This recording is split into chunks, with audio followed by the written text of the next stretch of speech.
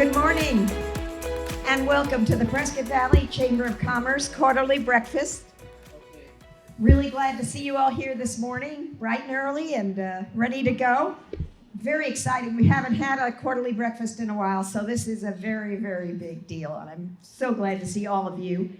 I want to ask you if you could please turn your cell phones off. It's always something that I forget, so just a little reminder there.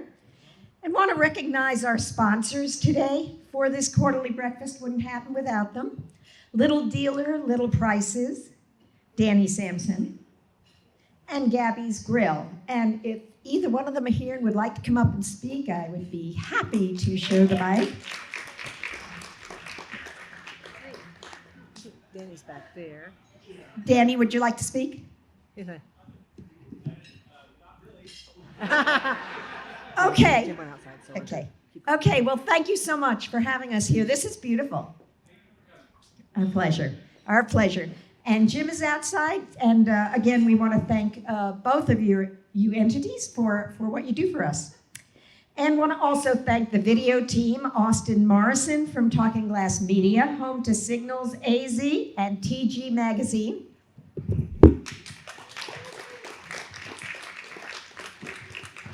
And also, of course, Mark Stone from Channel 56, and he tapes this for us. We really appreciate it.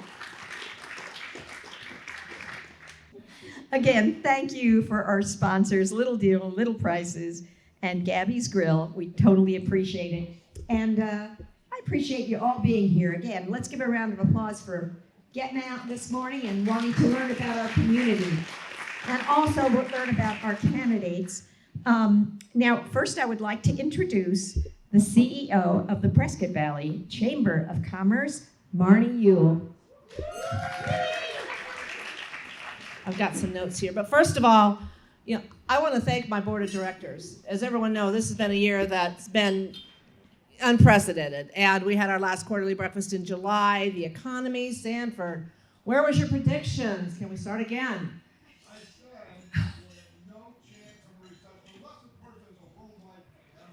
Right, he missed that in your crystal ball, right? So here we are. I want to again give a shout out to my board of directors because they have made some very, very difficult decisions through this time. They have guided the chamber. They have led it. Because of the unprecedented times, our board voted to retain the officers for another year. So usually our officers are a year's term. They're reelected to a second term. This time they opted by a unanimous vote to continue the current officers, to continue the programs that we had started, we had paused, we had stopped, we had canceled, we're resurrecting, and here we are today with one of the ones we're trying to resurrect. This quarterly breakfast, we had several things that we needed to do. First of all, we wanted to bring everybody together to introduce our candidates, those running for elected offices, to our business members, who I feel is one of the most important voting blocks, not only in Prescott Valley, but worldwide, your citizens and our business owners, which comprise pretty much everybody. So here we are today.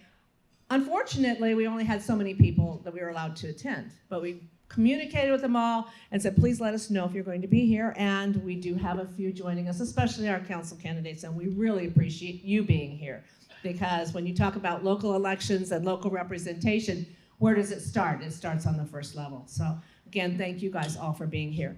Also throughout this, as everyone's business has taken its hits, we've been managing to continue developing our relationships. And one of the things we have that we're really proud of is our chairman's circle. And so I want to thank those people. And if you're in the audience, I want you to stand when I mention your business name. This is an added investment of the chamber to make sure that we're continuing with the programming and the things that we want to do. Just recently, with our partnership with Yavapai College, Lisa Ragosa and I went out and we visited our Hispanic business community. And just off the top of our head, between the members and the ones we're driving down the street and knew, and she knew, and Rosanna from Alianza, we visited 21 business members, celebrating Hispanic Heritage Month and recognize the contributions they make to our community. So again, that's added investment back into our businesses, things that we might not have done before, but realize that's important now. Because according to our according to our strategic plan, it's Bob. It's building on the basics. Why are you a chamber member? What really brought you to be a part of the chamber, and how are we going back to saying we value, we appreciate you, and we're listening to you. So thank you to our founders member and their different levels of investment was Vane's Signature Group, and I know part of that is our partnership with SignalsAZ and TG Magazine and Talking Glass Media. So Guy, thank you for our partnerships and being here. They are recording this because of our limited attendance that we had to say only so many people could come. We are videoing it. We're going to put it up on our Facebook platform. So just candidates, just remember, just put your good side out there, because we will be publishing this. We felt it was valuable so everybody can hear. Our premium member, as I mentioned earlier, Yavapai College. I can't say enough about the relationship we've had with Yavapai College through the pandemic and all the things that are going on, the closures. How do we communicate with our business, and where do we get those resources?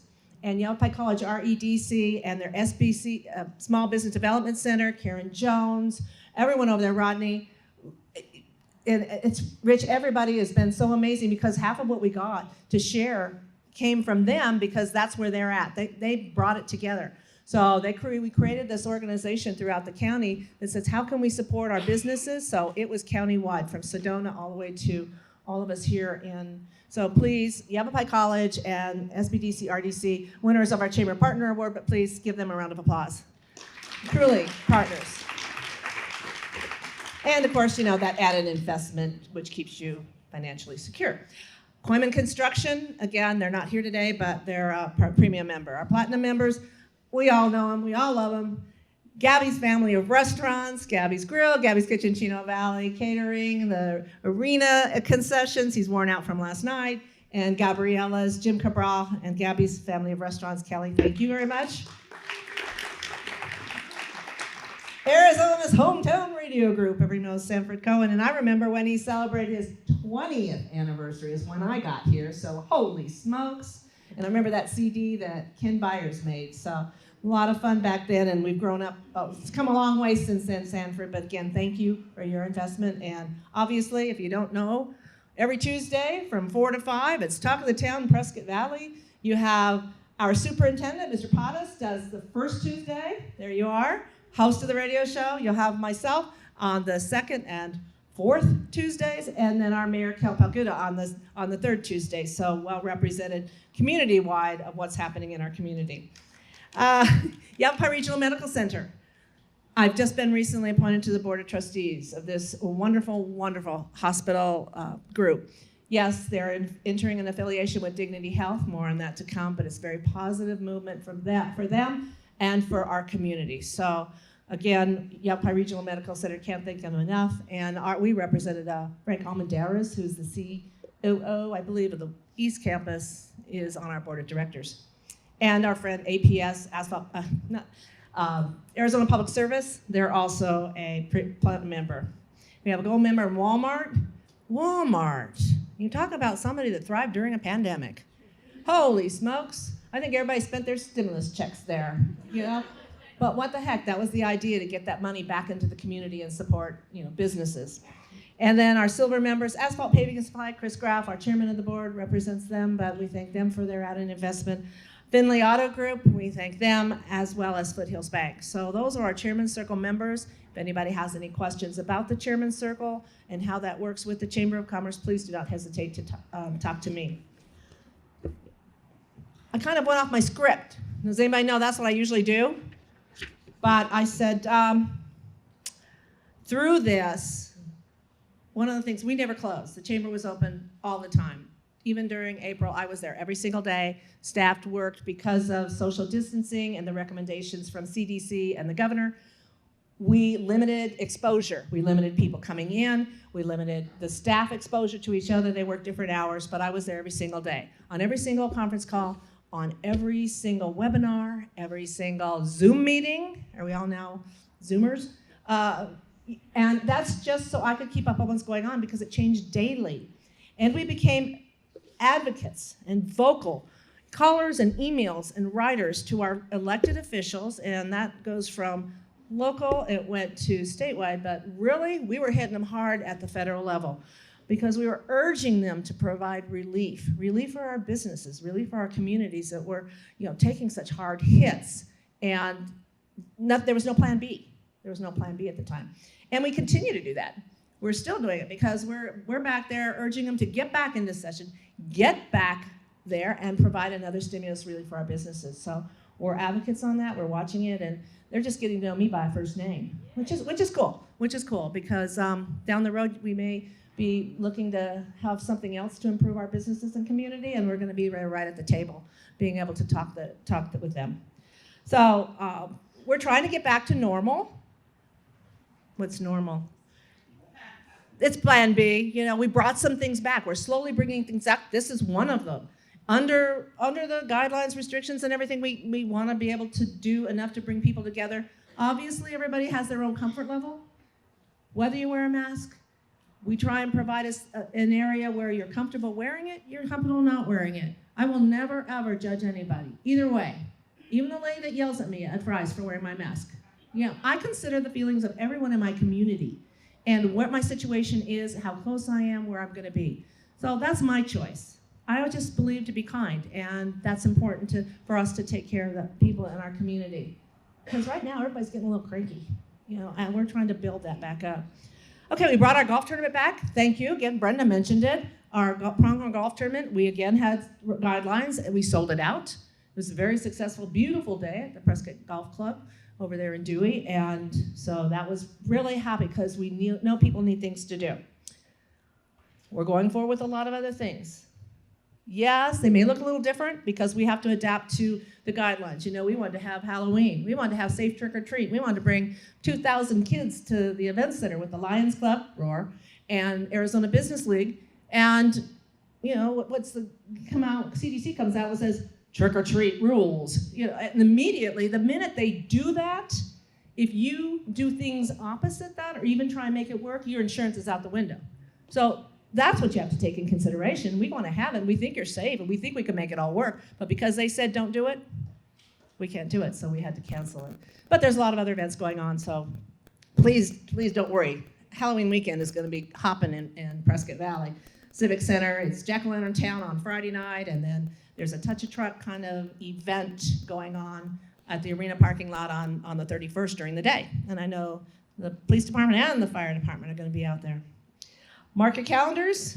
Flying High Turkey Drive. We are proceeding at Fry's to collect turkeys for those in need in our community to provide a Thanksgiving dinner for them. And we're partnering with Central Arizona Environmental Authority. Chief Freitag says, I can go up in the bucket truck. So we will be rising.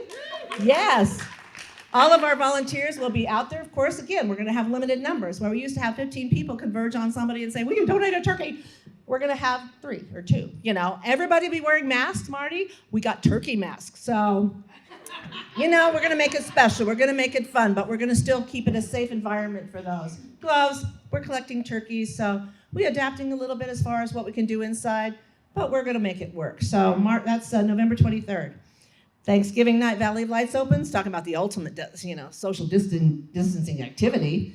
Families and cars drive through, so we're excited about that opening up, and we think it's going to be really big this year. We've been doing some refurbishing of a lot of the displays that are it's 21 years old, so some of those are a little dated and older, and considering the lighting that's now available as opposed to what was 21 years ago.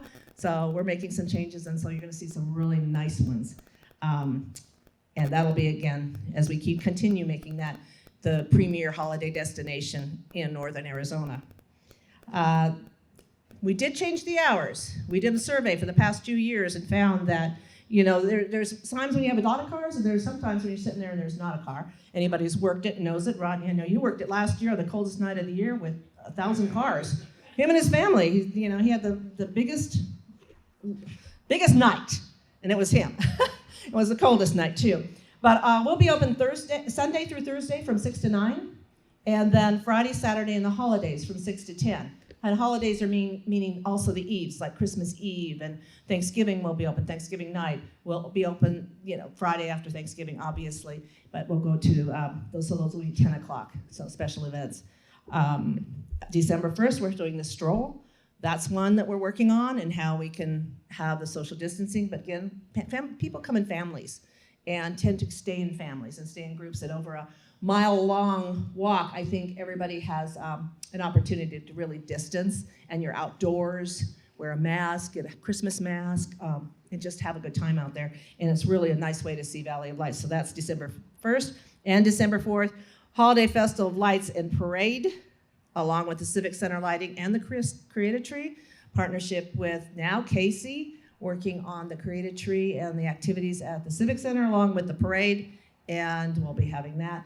We're just going to have to look at how, as things move forward, how we're going to make that look and make it happen. But the community needs activities, the community needs events. It's the holidays, it's time to cheer. And really, when you think about it, our kids have been through so much with school closing and then hybrid schools, and hats off to Superintendent Pottis and the school board for making those hard decisions. But again, look what they're doing. Bring the holidays and let's create some sense of normalcy that it's still a time to celebrate and honor our holidays. So we're going to do that. So it's been a brutal year for the business community. So support local. Should do your holiday shopping local. Many of our retailers, you can order online, you can call them, you can have them delivered to your house, you can have pickup. We have delivery service. Ask Brady, he has everything delivered. He's my young one that says, just deliver it. So it can be done. So please try and support. How about, gift certificates to our local restaurants, gift certificates to our local stores. Help our businesses in that way. And as I always say, is shop local, support local, and stay local, because we are Prescott Valley together. And I thank you all very much for kicking this off and continuing to support the Chamber of Commerce, but not only that, is support our business community and the community of Prescott Valley, which is where our heart and soul is. So thank you all very much. Thank you so much, Marnie. That was actually very inspirational. And I would like to now introduce Mayor Kell Palguta. We'll have the mayor come up and speak for a little bit, and then we will introduce our candidates. Welcome, everyone. How's everyone doing today? So, was anyone out last night for the comedian Bert Kreischer? We have anyone there? No? Well, I kind of feel like it was a comedian, he has a Netflix special, and before him there was like 3 not so known comedians that get up and they talk for like 7 minutes just to fill time. That's kind of like what I'm doing right now before we get to the main group of people. So it was a great event. It was good to see people out there. I want to say there were probably 400 or 500 cars out there, Jimmy. I don't know. You and your wife were working. Yeah, a little over 400 some odd cars. 400 cars. 1,300 estimated people. Great. And I don't think the line ever ended at the concession stand all night. So that was good to see. That's what happens when they start late. Well, fair enough. People ask me all the time, actually asked me today, if I like being mayor. And I tell them that COVID-19 was not in the brochure when I signed up to try to be mayor. So looking back and looking at how things are, it kind of shaped the way we do things. And this morning I just want to talk real briefly about just our mindset and our attitude going forward with what we do every single day. You don't often hear people say COVID is a good thing. But I was out last night, I was talking to the guys from Blue Collar Customs. They own a motorcycle shop over here. They do mechanic work. And I said, hey, how are you guys doing? And they're like, you know what, when things first started, we thought we were dead in the water, we were gonna be closing up shop and it wasn't gonna go well. And they said, we just started grinding and we started just doing more quality work. And before you know it, we hired 2 more mechanics because of all the work we got. And I said, well, do you think it's because like stimulus checks that people were just spending their money on that? And they said, yeah, it could have been some of it. But all the guys that come to us with motorcycles, they're happy. They're happy because they're working 6 days a week. They haven't seen this push for construction, different types of jobs that they got going on, and they're enjoying that. And they say this is what it's all about. When it's good, and we shouldn't be complaining when we do have work. Do other industries get hit hard? Absolutely. But we just got to kind of modify on what we're doing. And I think COVID was kind of a kick in the butt for the town, for how we do business, for other businesses on how they modify what they do. And I think it's things that we should never take for granted when it comes to our everyday life, whether it's with our families, with coworkers, with friends and neighbors. And I think that's how COVID helped us in a way to kind of maybe like control alt delete, kind of reset how we do things. So that's important. And I also want to point out, you often hear people say, like, if you drive a red car, you often see other red cars. You start to see more cars that are the same color as yours, right? Why is that, do you think? Jason, you're always good for an answer. Why do you think that is? Because you want cognizant of that color. Yeah, something that's like top of mind, right? It's just you're gonna kind of think of it a little bit more, and all of a sudden you have that. You're kind of, I don't know, looking for it or not, but I think that needs to apply how we do things with a good attitude. And waking up every single day is something that's very important. And with COVID, I got into TikTok. Who here does TikTok? Right? It's okay. I mean, don't do TikTok. I mean, you go down that rabbit hole, you're on TikTok for a while. Don't get me wrong, before you know it, it's 2 hours later. But I don't know where I got this from, if it was a book I read, if it was TikTok, if it was a meme or what. But by a show of hands, who here would want $10 million tonight? Show of hands. I say, hey, you get $10 million tonight, right? Everyone here, right, would love it. But by receiving $10 million, you don't wake up tomorrow. Okay? You get $10 million today, you don't get to wake up tomorrow. Who still wants to raise their hand? No one, right? So every single day we wake up, it's worth more than $10 million to us, right? So we need to live every single day that we have like it's a lottery. And I think that's so important. I think that's the attitude that we have going in every single day. If we had that, every day we woke up, hey, today's the day, we're gonna make a difference. Then things get better and better and better and better. So that was kind of my message for tonight, or today. It's still a little early. It's cold though, right? Dang, I get the outside camping thing, but oh man. So in conclusion, that's really where we're at, folks. Make sure today is the best day that you have, right? We can't rewrite the chapters in our life, but we can certainly try to predict how things change for us. So with that being said, I look forward to our candidates, because these are the folks that are going to lead us into the future, and it's exciting. Thank you, Mayor Kell, Palguta, for those words. Those were really, I didn't. really Not heartwarming. one thing was my script either. I was going to do like Marnie. I was going to talk about something else. So. Maybe I should. No. Someone has to be somewhat organized. But anyway, that was just great. Just great. Okay, we have 4 candidates that we're going to hear from today. And they're each going to give 5 minutes.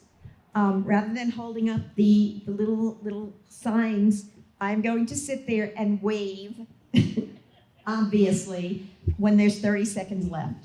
So we're going to keep it kind of simple, and we will start with supervisor candidate and then go to town council candidates. And I do want to point out that these are the candidates that did sign up ahead, and that was a requirement. So that is who is going to speak today. So I would first like to invite the writing candidate for Supervisor District 3, Wes Lance. Okay, there we go. Wes is not here, but he did sign up ahead, and so we're going to focus. We are going to focus on the town of Prescott Valley, as it should be, and we are going to invite up I'm going to just tell you what the order is, because it's just arbitrarily order written here. It will be Brenda Dickinson, Roger Kinsinger, and Marty Grossman. So I'm going to first invite Brenda Dickinson to come up and speak for 5 minutes. Good morning, everyone. What a privilege it is to be here this morning. It's been a while, and I so enjoy coming to these breakfasts. It's a pleasure to see everybody and their smiling faces. How many people here have already voted? I voted this morning, dropped my ballot in the ballot box. And so we have a few people that are still undecided. I joined the chamber almost as soon as I moved to town in 1994. One of the first things I did was go to a ribbon cutting on Robert Road. And I participated in the hot air balloon festival. That was a lot of fun, wasn't it? for several years we had that.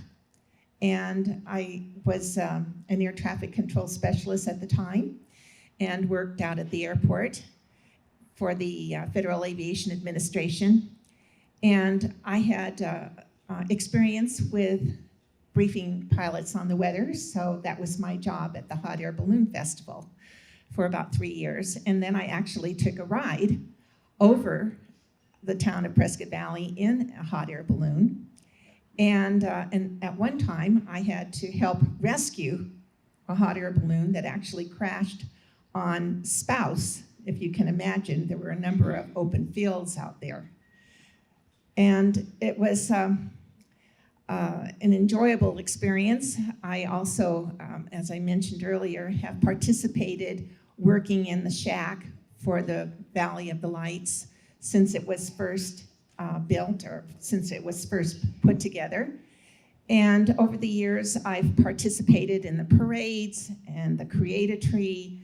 And from all of this, I have come to meet a number of our citizens. And I've not only poured my heart into it and worked hard to help promote these programs, but I've learned that Prescott Valley is very special. And this is one of the reasons why I'm running. I love Prescott Valley. It is a very special place on the face of the earth. My uncle came to visit from Jamestown, New York, soon after I moved here. I still had newspapers on my windows.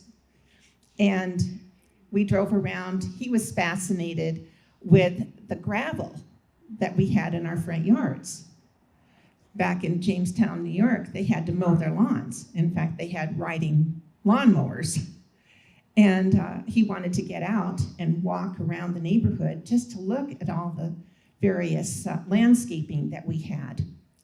And he said, "Have you any idea how very, very lucky you are to live here?" And I said, "Yes, I know. I'm very fortunate to live here in Central Arizona." I'm a conservative, and 4 years ago, I worked on now President Trump's campaign. I was his campaign chair for Yavapai County. And at that time, we had a user group meeting. There must have been 30, 40 of the people from our community that put together a rally at the event center. We had police officers, firemen, school board, medical people. We had them come up from Scottsdale. They were here from Payson, from over in Lake Havasu.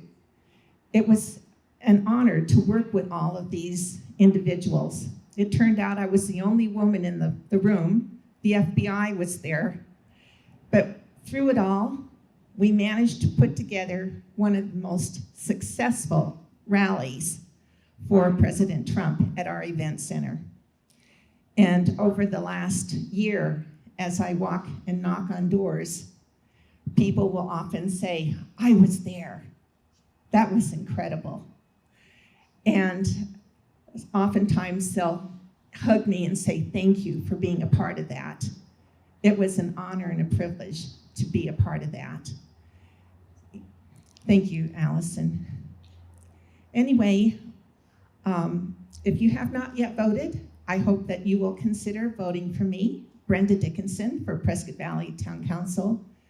Again, it would be an honor and a privilege to serve this community. Thank you so very much.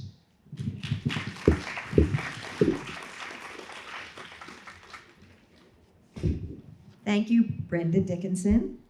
And our next speaker, our next candidate for Prescott Valley Town Council is Roger Kinsinger. Good morning. Thank you for everybody showing up bright and early this morning. It is brisk, like Kell said out there, but it's a wonderful day, and as the saying goes, we're all vertical, we're not horizontal, so that's a good thing. I want to thank everybody here, the chamber. I want to thank Little Dealer, Little Prices, and Gabby's for providing everything, the services here this morning. I want to speak briefly about 3 goals that I have for Prescott Valley. First one is quality of life. Second one is growth in compliance with the general plan. And the third one is economic development without taxation. The way I see quality of life for Prescott Valley includes 4 very important points. First one is parks and recs. Prescott Valley has a brand new 10-year parks master plan. Land for the aquifer consists of 320 acres and will be developed 50 acres at a time. This will bring all types of sports and tournaments and competition to Prescott Valley. Tournaments will bring visitors who will eat at our restaurants, stay at our hotels, and shop in our stores. I support events that the town sponsors, and it helps neighbors become friends. The second one I want to talk about is families. What do they need to thrive here, and how can we help them? One thing I know is we need more workforce housing. Housing that is affordable for entry-level teachers, police officers, firefighters, EMTs, dispatchers, and many more. Many of us, as we all started out, lived in apartments and small homes, and we had a chance to grow into the homes that we live at today. And we got to give these new people places to live. The third thing I want to talk about is public safety. We need to have an adequate police force, and to make sure they're always properly funded. And I repeat, properly funded. We are lucky to have the police force that we have here today. And the fourth one is education. Although the council has no oversight over the schools, they are helping educate and develop our future citizens and employees. I am a dad and I am a grandpa, and I do support education. Second goal is growth in compliance with the general plan. I'd like to talk to you about some factual information. The last census showed us growing 1.8% in 2019. We grew the least amount of the surrounding towns. We had 776 permits in 2006, and this year we'll have about 450 permits for new construction.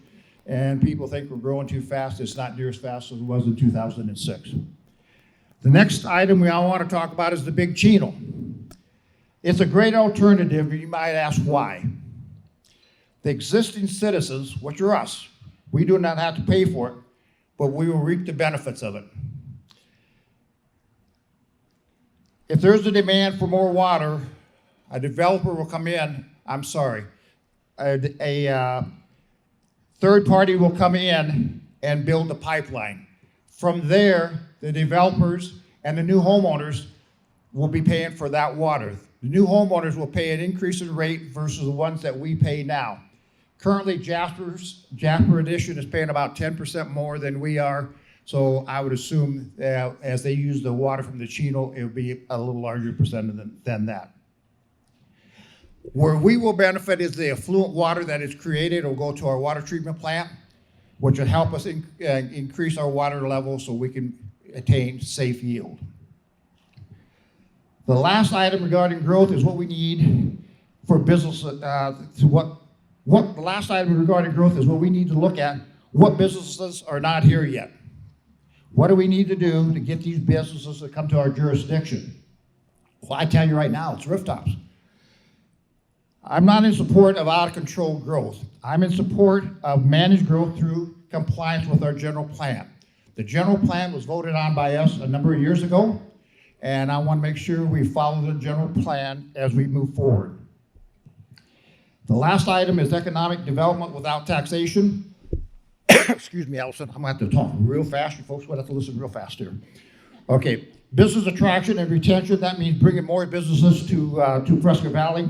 By bringing more businesses, that will increase the sales tax. One of the things I found out in door knocking, which I've door knocked on between 3,400, 3,500 houses right now, a lot of people do not realize that Prescott Valley does not have a property tax. So the sales tax that we generate from shopping will help go towards the town. With that, Allison says I got to go bye. So thank you very much for your time. Have a wonderful day.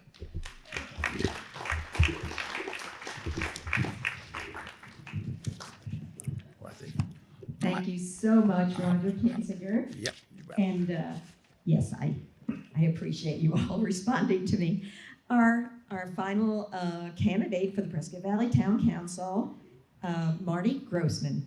Good morning, everybody.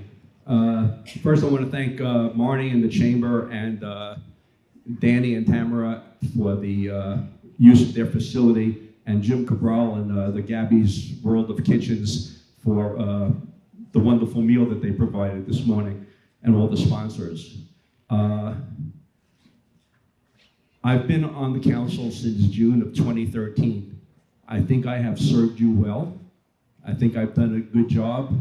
There are many in this room who have come up and told me I've been doing a good job, so I will take them at their word, okay? Yeah, this is gonna sound similar to what almost Roger was saying, because some of the items that have been coming up as issues, okay? First of all, Prescott Valley is the safest community in northern Arizona, and we are the 5th safest community in all of Arizona. So anybody who talks about defunding the police, it's not going to happen in this community. I've been on the Prescott Valley Police Foundation for several years, and I'm a past president, and I will not let that happen. I mean, whatever happens, public safety has to be number one. Okay, if we don't have a safe community, you know, where people could walk, you know, the streets at night, coming from New York City, I know what that could be about. Okay, the other thing that is talked about is growth. In the last 10 years, we have averaged less than 4% a year.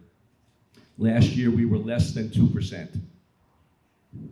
The only growth that's happening by developers right now is started back in 1998, 1999. And of all the planned communities that we have, only Quailwood is the one that has been sold 100%, and they only have 962 homes there. Viewpoint and Pronghorn are 80 and 87% sold. Stone Ridge is only 59%. Granville, I believe, is 39%, and they're still growing. So all this growth started back in 1998, 1999, and they're still building houses. If it wasn't for the recession, a lot of those homes would have already been built. So in the last 20 years, if any of you saw the paperwork, we've only issued for a new developer 362 homes, and that's in the Jasper community. Okay. Then we get to water, and water, I mean, Roger said it well, you know, so stole my thunder a little bit. Anyway, we have plenty of water. There are issues that have to be dealt with regarding that.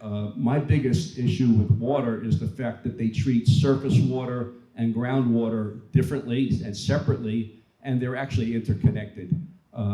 If a developer wants to come in here and build, they're gonna have to get the water rights, and they can't get it from the aquifer because that stopped in 1999.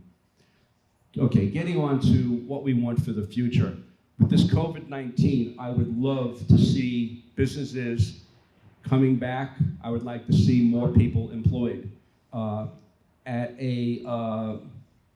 one of the quarterly breakfasts, when we were talking about economic development years ago, we got the number that 38% of the working population in Prescott Valley travel down to the valley in order to attend their jobs. I would love to see those 38% up here working, which means we have to get businesses and jobs, and I'm not talking about minimum wage jobs. I'm talking about jobs that pay $50,000 and more, okay? Again, we need the workforce housing. Like I said, Roger stole a whole lot of the stuff I was planning on saying, which isn't a bad thing. It means that we're all on the right track, and that's, you know, that's pretty good. So, but you know, we have one development coming in now where it's going to be affordable housing. We need a lot more. I'm the liaison to the school board, and we've had teachers that were hired that had to turn away their jobs because they could not find affordable housing. So we've been losing that. We've been losing police officers, firefighters, first responders because they cannot find affordable housing, okay? And last thing is, we have to pass the bond and override. Not so much the Prop 208, but definitely the bond and override. So anyway, I'm your councilman, Marty Grossman. Please, I'm the incumbent. I've been around for a long time. I've done a good job. Please vote for me. Thank you. Thank you, Marty Grossman. And again, let's have a round of applause for our candidates today, our council candidates, and thank you for coming and sharing what your visions are. And well, I would like to invite the 50-50, the ambassadors up here for the 50-50 raffle. And I want to point out that the money raised goes to the Chamber Scholarship Fund for graduating seniors this year. So if you could come on up. But meanwhile, I want to thank the Chamber staff, the ambassadors, Little Dealer, Little Prices, Jim Cabral and his amazing staff, SignalsAZ, and Mark or Eddie with Channel 56, photographer Heidi Doms Foster, and everyone attending. It's just been a wonderful breakfast and just so glad you're all able to make. And of course, I want to thank again Marnie Uhl for all the hard work she and her staff, Gloria, how much work you all do to make this breakfast possible, because this was a little complicated. And I think it's a wonderful job. Let's have a round of applause again. Thank you. On to the ambassadors. Here you come. Go ahead and draw. Steve. Hi, my name is Lisa West. Again, this is Debbie and this is Kim. So we're your ambassadors. So I'm going to let one of them choose our 50-50. We've got $75. Come on. Yeah. Actually, I'm going to let Danny draw since he's hosting us here today. All right. Well, let's read the number into the mic, okay? Not cheap. No. I can't see without my glasses. Hey, I have mine on. So it is 873-283. 873-283. Okay, and pat yourselves on the back and go out and have a great and prosperous day. Thank you for coming.